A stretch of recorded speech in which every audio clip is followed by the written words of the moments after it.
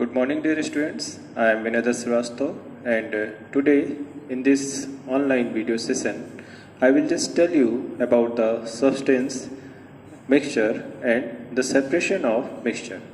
That is the chapter 3 for class 6 chemistry. So, when we are just going for the substance or the matter, then it is mainly of three types, that is solid, liquid, gas, that you have already studied. But in this particular chapter, we will just discuss about the availability of molecules. So if we are just going for the molecules, on that basis, we can just divide the substance or the matter in two types. First, that is the pure, and the second, that is impure or mixture. The pure substance are made by only one type of molecules, and the mixtures are having two type of molecule or more than two type of molecules. So first of all, pure substance. Pure substance contain element or compounds. Elements are having the molecule made by only one type of atom, and the compounds are made by more than one type of atom. We can have the example of hydrogen, helium, lithium, beryllium, boron and carbon, and many more for the element. And if we are just going for the compound, then we have the example like the HCl, NaCl, and a lot of compounds are there. So now we are just going for the mixture. Mixture is made of two type of or more than two type of molecules. But in this mixture, the chemical properties of molecules remain unchanged. And if you are just going for the substance, then we are just talking about the mixture. Then the mixture is of two type. The first, that is the homogeneous, and the second, it is the heterogeneous. If we are just going for the homogeneous mixture, then the components of the mixtures of the homogeneous mixture are uniformly mixed with each other. It means we cannot just separate the molecules of the homogeneous mixture easily from each other. We can have the example of the sugar and water. We can have the example of the salt and water. If we are just going for the heterogeneous mixture, then in this type of mixture, the components are not mixed properly or uniformly. We can have the example like the mixture of oil and water, or the mixture of sand and water, or the chalk or water.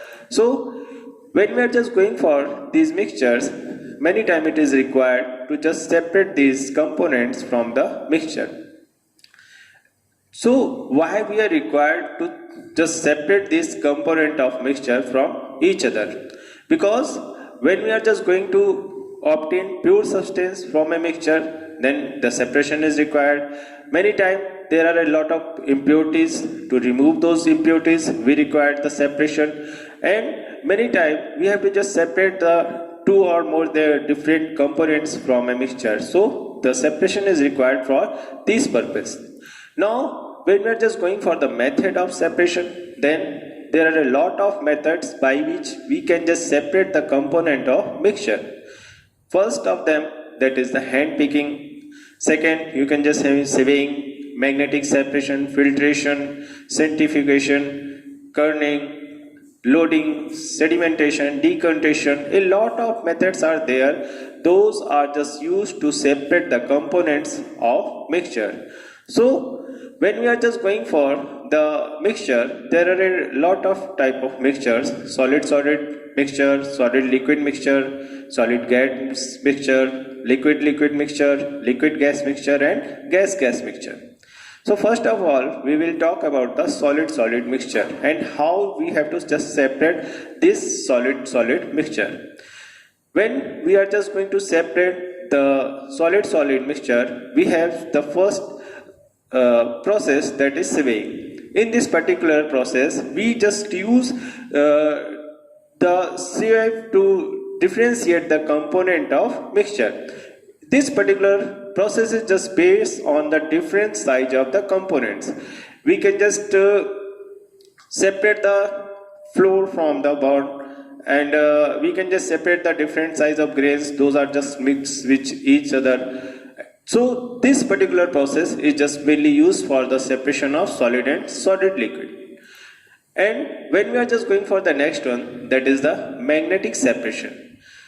The magnetic separation is just based on the characteristic of those components in which the magnetic property is present.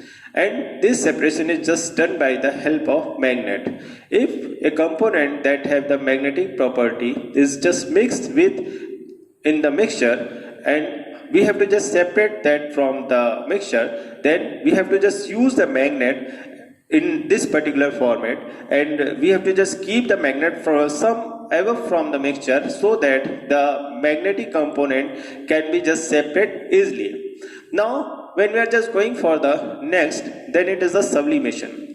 Sublimation is the process in which the matter or the substance are just going to change their state from solid to gaseous state directly without just passing through the liquid state. And this type of substance are known as sublimates. And we can have the example of the camphor, NH4Cl, dry ice, like that. So if in mixture there is one component that is sublimate, so if we have to just separate that one, then we have to just use the process of sublimation. And in sublimation, we can just change that particular component into the vapor by just heating. And by that, the other component, that is a solid one, just left over here. Now, when we are just going for the next one, that is a separation, when we are just going for the solid liquid one. Here we have just gone for the loading. Loading is the process that is just related with the sedimentation, decantation, and the last one, that is the loading. If we are just going for the loading, in loading we are just using a particular compound, that is alum, for the separation of the mixture. In this particular process, we are just stirring the alum piece in the muddy water, and due to that muddy water, the alum is just going to create the cluster with that muddy water, and that particular particles of that mud is just going to settle down due to the making of cluster in the bottom of the water. And by this we can just purify the water, and we can just use the water. Now the next process, that is the filtration. The filtration is a process in which we are just using a filter paper or muslin cloth for the filtering solid particles from the liquid.